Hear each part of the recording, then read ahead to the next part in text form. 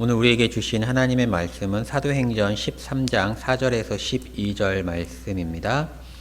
두 사람이 성령의 보내심을 받아 실루기아에 내려가 거기서 배 타고 구브로에 가서 살라미에 이르러 하나님의 말씀을 유대인의 여러 회당에서 전할세 요한을 수행원으로 두었더라. 온 섬 가운데로 지나서 바보에 이르러 바 예수라 하는 유대인 거짓 선지자의 마술사를 만나니 그가 총독 서기오 바울과 함께 있으니 서기오 바울은 지혜 있는 사람이라. 바나바와 사울을 불러 하나님의 말씀을 듣고자 하더라. 이 마술사 엘루마는 이 이름을 번역하면 마술사라.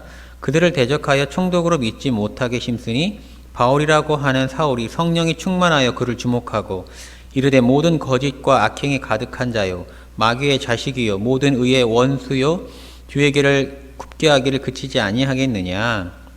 보라 이제 주의 손이 내 위에 있으니 내가 맹인에 대해 얼마 동안 해를 보지 못하리라 하니 즉시 안개와 어둠이 그를 덮어 인도할 사람을 두루 구하는지라.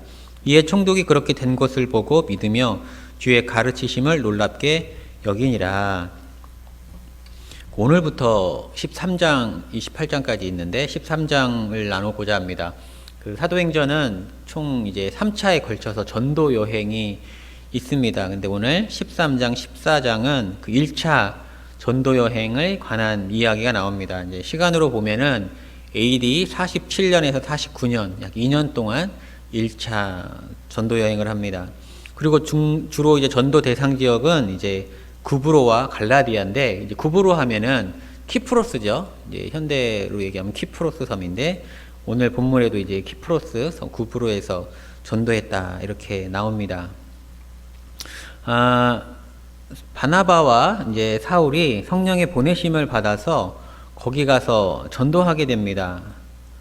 우선 우리가 오늘 두 가지로 나눠서 이야기를 볼 건데요. 하나는 바나바와 바울, 그 다음에 바예수, 이 두 사람에 대해서 나누도록 하겠습니다. 오늘 이제 그들이 맨 처음에 바나바와 바울이 구브로 섬에 들어가서 맨 처음에는 실루기아로 갑니다.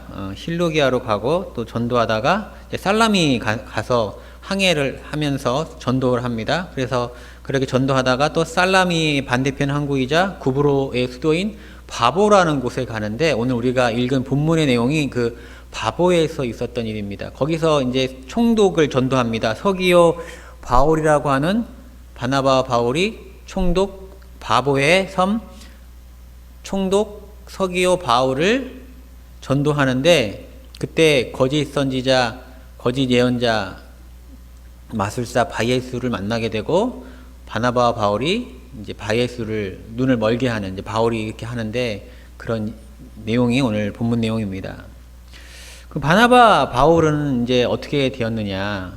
바나바와 바울은 성령의 사람이었다는 거예요. 성령의 사람. 오늘 13장 2절 말씀에 주를 섬겨 금식할 때에 성령이 이르시되 내가 불러 시키는 일을 위하여 바나바와 사울을 따로 세우라 하시니.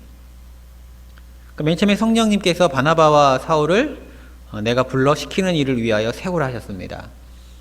우리가 이제 하나님의 일을, 저와 여러분이 이제 하나님의 사역을 감당하고 그리스도인으로 살아가는데 가장 중심이 되는 게 무엇이냐? 그것에 대한 대답이죠.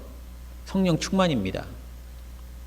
저 그런 생각을 종종 해보는데, 목회자가 돼서 성령의 역사를 전혀 경험하지 못하고 성령을 의지하지 못하면 정말 목회가 힘들겠다 이런 생각을 합니다.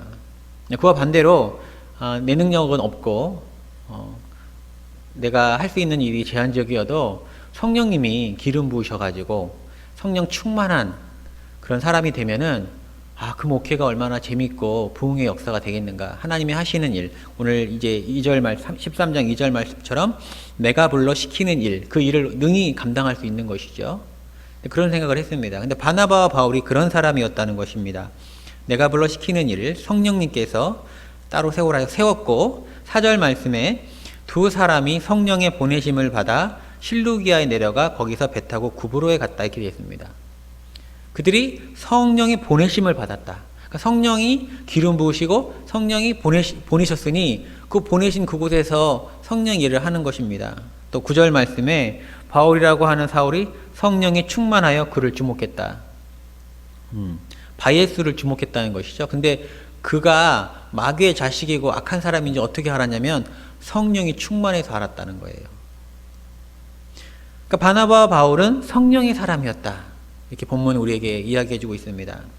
또 이어서 바예수는 어떤 사람인가? 오늘 성경은 무엇이라고 얘기하냐면, 바예수라는 말을 좀 우리가 나누기 원하는데, 바예수는 아들이란 말입니다. 바아들 예수, 바예수, 그러니까 예수의 아들. 그러니까 이름이 굉장히 교만하죠. 신의 아들이라 이런 말입니다. 신의 아들. 그래서 그 구원자란 말입니다. 구원자의 아들. 선지자 노릇을 했습니다. 누구 옆에서? 총독 옆에서 조언자로 이제 자문관 같은 역할을 했는데, 그가 아주 나쁜 사람이었어요.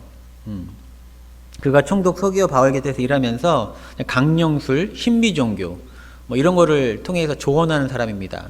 그래서 오늘 말씀을 통해서 그가 바예수라는 사람을 몇 가지로 정의하는데, 6절에 보면은 거짓 선지자 이렇게 나옵니다. 거짓 선지자 마술사.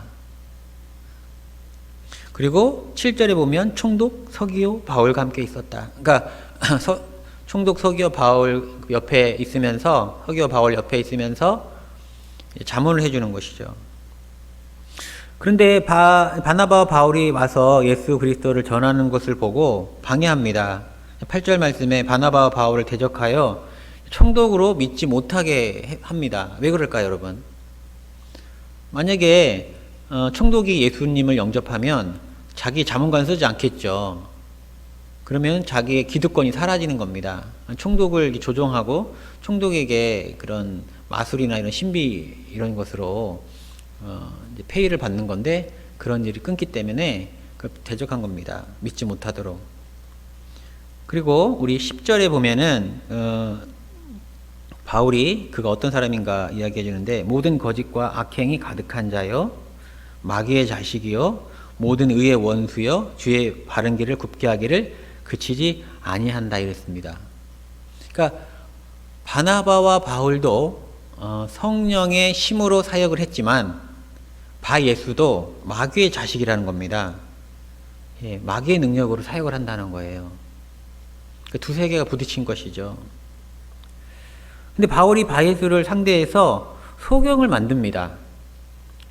그렇게 할 수 있었던 딱 한 가지 이유, 바로 바울이 성령 충만했다는 것입니다. 9절 말씀에 뭐라고 하냐면, 바울이라고 하는 사울이 성령이 충만해서 그를 주목했고, 또 11절에 보면, 보라 이제 주의 손이 내 위에 있으니 너가 보니까 마귀의 자식이고 악한 거고 하나님의 길을 가는 길을 굽게 하는데 하나님의 심판의 손이 내 위에 있다.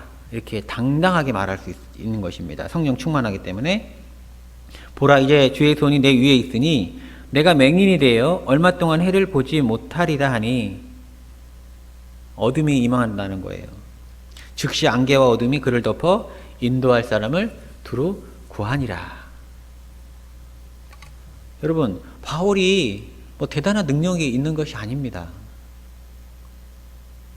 그러나 그 바울이 바예수를 그렇게 소경으로 만들 수 있었던 것은 단 하나죠. 성령 충만하기 때문에 그래요. 성령 충만해서 그를 주목하고, 성령 충만해서 결국 거짓 선지자를 물리치고, 또 그러한 현장을 보면서 총독 서기오가 예수님을 믿었다는 겁니다. 12절에 이에 총독이 그렇게 된 것을 보고 믿으며 주의 가르치심을 놀랍게 여겼다. 그래서 믿는 자에게 있어서 성령 충만은 최우선입니다. 최우선이에요. 저와 여러분이 성령 충만해야 하는 겁니다. 예수님이 누가복음 11장 9절에서 13절에 이런 말을 하셨습니다. 내가 너희에게 이르노니 구하라. 그리하면 너희에게 주실 것이요. 은혜가 되는 말이죠. 찾으라. 그러면 찾아낼 것이요. 문을 두드리라. 그리하면 너희에게 열릴 것이니. 그런 인생 얼마나 좋을까요? 구할 때 받고, 찾을 때 찾아내고, 문을 두드릴 때 열려요. 그런 인생을 살 수 있다고 예수님 말씀하시는 겁니다. 구하는 이마다 받을 것이요, 찾는 이는 찾아낼 것이요, 두드리는 이에게 열릴 것이다. 그러면서 나쁜 사람을 이야기합니다. 너희 중에 아버지 된 자로서 누가 아들이 생선을 달라 하는데 생선 대신에 뱀을 주며 알을 달라 하는데 전갈을 주겠느냐 하시면서, 너희가 악할지라도 좋은 것을 자식에게 줄 줄 알거든.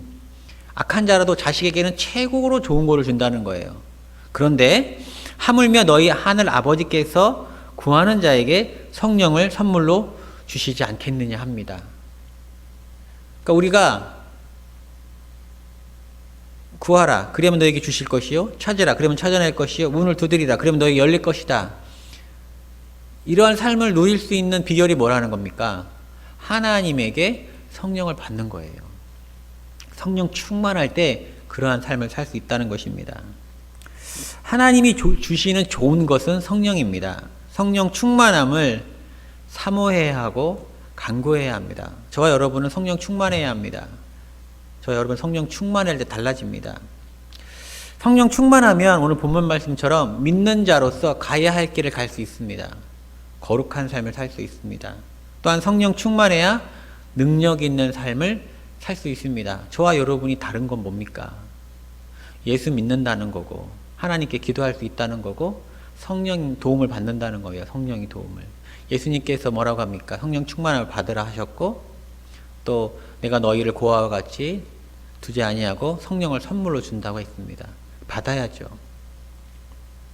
사랑하는 성도 여러분, 바나바와 바울이 저와 여러분하고 같은 성령을 가진 사람입니다. 그러나 그들은 다른 삶을 살았습니다. 왜요? 성령 충만하기 때문입니다. 우리가 성령 충만함을 사모함으로 성령 충만함으로 믿는 자로서 거룩한 길 능히 살아내고 또한 능력 있는 삶 살아낼 수 있도록 하나님은 바라고 계십니다. 기도하겠습니다. 하나님 아버지 감사와 찬양을 드립니다. 우리가 우리의 힘으로 살아가지 아니하게 하시고 또 거룩을 잃지 않게 하여 주옵소서. 오늘 본문 말씀 보니까 그것은 성령 충만입니다. 주님 사모합니다. 성령의 역사를 사모하고 성령 충만을 사모합니다. 우리에게 성령 충만을 은혜로 나누어 주셔서 거룩한 자 되게 하시고 능력 있게 살아가게 하여 주옵소서.